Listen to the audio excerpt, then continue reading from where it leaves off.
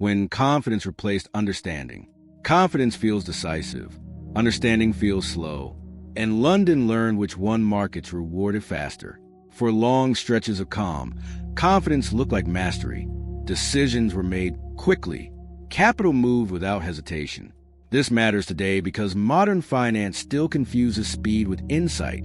Certainty often stands in for comprehension, and reassurance replaces explanation. Early markets depended on shared understanding. Participants knew the risks they carried. Limits were explicit, but as systems expanded, comprehension became fragmented. No single participant saw the whole structure. Knowledge specialized, responsibility narrowed, confidence filled the gaps.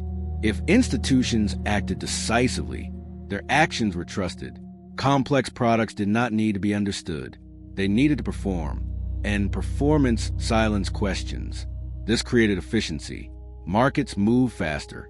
Opportunities multiplied. But confidence is persuasive. It discourages doubt.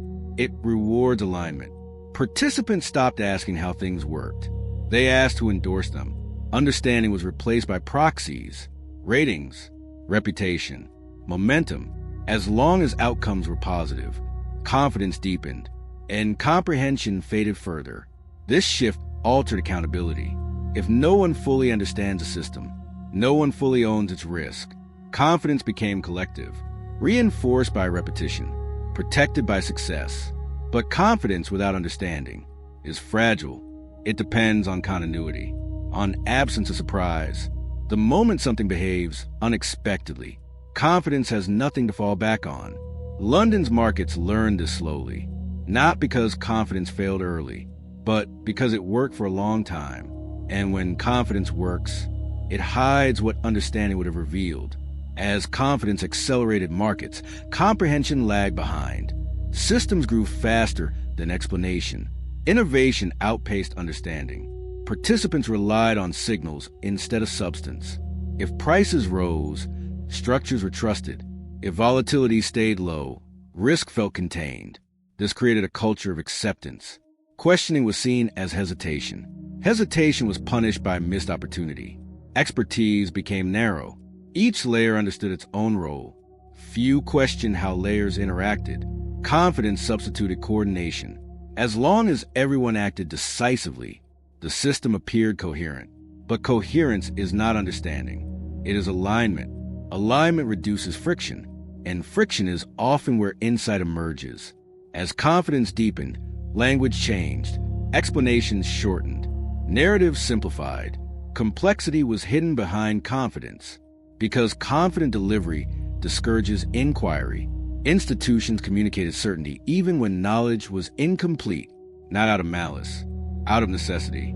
Markets demanded reassurance, and reassurance was easier than explanation. This behavior reinforced itself.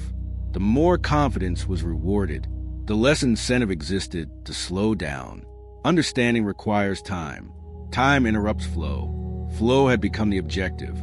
As long as outcomes remained favorable, the gap between confidence and comprehension widened unnoticed.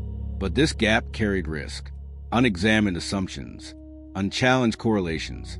When conditions shifted, confidence faced its first test. And tests do not ask for conviction. They ask for clarity. Clarity was scarce. Participants discovered that they had trusted results, not mechanisms. Momentum, not structure. This realization arrived too late for gradual adjustment. Because understanding cannot be rebuilt instantly, it must be earned before it is needed.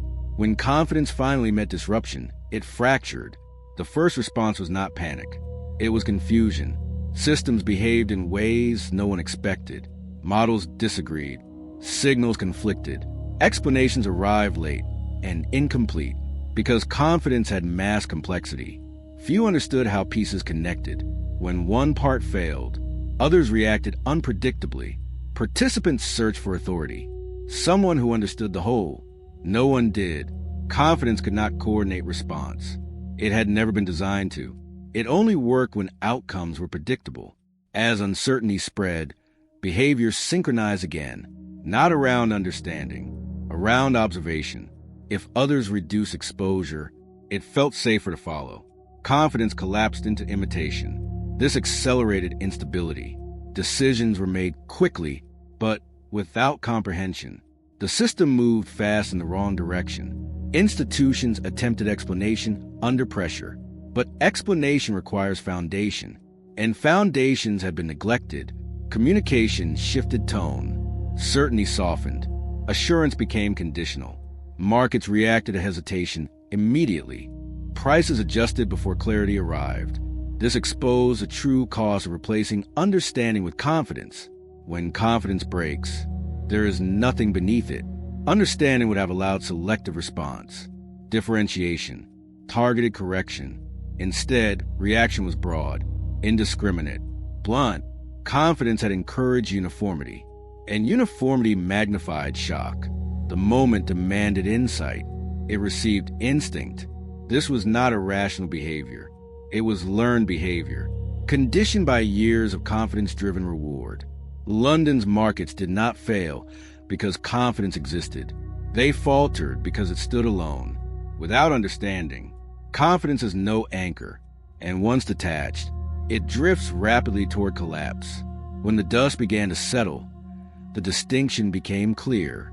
Confidence had moved markets. Understanding would have steadied them. The recovery was not just financial, it was cognitive. Institutions began relearning their own systems. Questions returned, not about performance, but about mechanism. How does this actually work? Where does risk really sit? Who absorbs pressure when assumptions fail? Confidence did not disappear. It was redefined. Decisiveness was no longer enough. Markets began rewarding explanation again, even when explanation slowed action. Understanding re-entered governance quietly. Stress tests deepened. Narratives became conditional. Certainty softened into probability. This shift changed incentives. Speed lost some of its advantage. Clarity gained weight. Participants realized something fundamental. Confidence feels strongest when it is least examined, but it endures only when it is understood. London's financial system did not abandon confidence. It learned to anchor it. Anchored confidence behaves differently.